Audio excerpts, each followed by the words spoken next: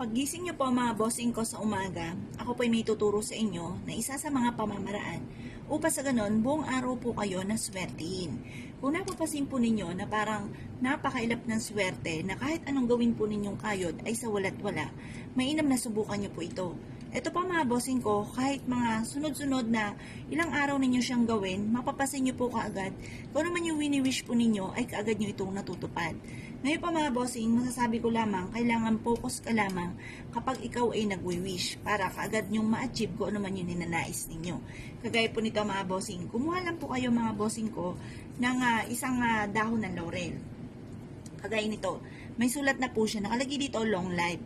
Ngayon pa mga bossing, mag-wish na po tayo na sa pamamagitan nito, bukod sa inyo pong pag-iingat, kayo po ay magkakaroon ng mahabang buhay, iaadya kayo kung saan lagi kayo ay suswertein. Pero pwede rin naman na isulat po natin dito, halimbawa 5 million or 5 billion, depende sa matagal nyo ng pinapangarap. Pero syempre, pag terrific yung inyo pong wishes, terrific din ang pagkayod. Syempre mga bossing, huwag nyo kakalimutan po yan. Ito ay sangkap lamang para po tayo ay maging matagumpay sa buhay. Ang numero 1 po niyan, sipag at tiyaga talaga. Pero kailangan po natin ng mga pang-attract ng swerte, mga bossing, kagaya po nitong aking pinapakitang ito, upang sa ganon, kasi ito po, marami ng patotoo to sa akin. Marami na rin nagpatotoo na sila po yung sinuwerte po dito.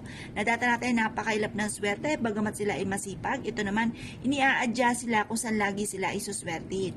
Kayo po ba'y nakagawa na ng ganito mga bossing ko sa pamamagitan ng dahon ng laurel, at ganon din po mga bossing ko itong ating kandila, na tayo po ay nag-wish na po dito. Ang aking isa sa mga ginawa, mga bossing ko, yung binulong ko lamang sa dahon ng laurel. Yung iba sinulat. Kaya lang po, ang ating dahon ng laurel, kailangan hindi siya mabubutas. Kaya kapag nagsulat ka dito, malaki ang tsansa, lalo na, at tuyong-tuyo na ang dahon ng laurel, ito ay madudurog. Kaya kumbaga, i-wish nyo na lang mula sa inyo pong puso, lahat ng nais ninyo na i-wish po mga bossing. At ito po ay mapapasin ninyo na lagi kang iaadya naman kung saan lagi kay suswertein. Marami na nagpatotoo dito. Unang-una, na siya po ay matagal na naghahanap ng trabaho, hindi siya matanggap sa trabaho. Pagtapos, kahit gaano kalaking kita po niya, laging ubos ng ubos ang pera, walang napupundar, at kinakapos pa sila. Ganon din po yung sila po ay ang dami na napasok na negosyo, pero laging nalulugi sa kanilang negosyo. Or kaya, ang tagal-tagal niya na tumataya, hindi pa rin siya nakakapanalo. Yung mga ganon mga bossing. Marami na nagpatotoo na sila po ay malaki daw po yung diferensya ng nangyari po sa kanilang buhay. Matapos sila itong gawin, dahil parang lagi silang iniaadya kung saan lagi naman sila ay suswertein.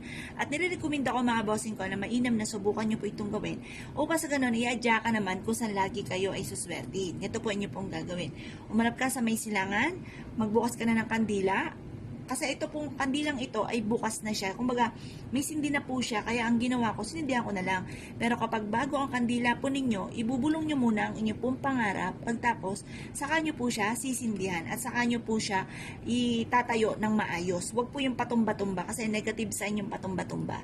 Ngayon pa mga bossing, mag-wish ka po dito na magkaroon ako ng maraming pera. Siksik-liglig at umaapot, maraming blessing ang darating sa akin. Ngayong araw na ito ay magkakaroon ako ng malaking benta. Yayaman ako at magiging matagumpay sa buhay. Siksik-liglig at umaapaw at maraming blessing ang darating sa akin. Matutupad lahat ang aking mga pinapangarap, makakabayad ako sa aking mga pagkakautang, at siksik-liglig at umaapaw at maraming blessing ang darating. Basta paulit-ulitin nyo yung mga gusto nyo na maganap sa buhay po ninyo. Pagkatapos mga bossing, mas mainam na gumamit po kayo ng tweezer or kaya ay tiyan para hindi kayo mapaso. Kailangan maubos nyo po ang dahon ng laurel na papausok or pagsusunog mga bossing. Kung kayo po mga bossing ko ay naniniwala at nais po itong gawin, ay siya mga bossing. Good luck po sa inyo po lahat.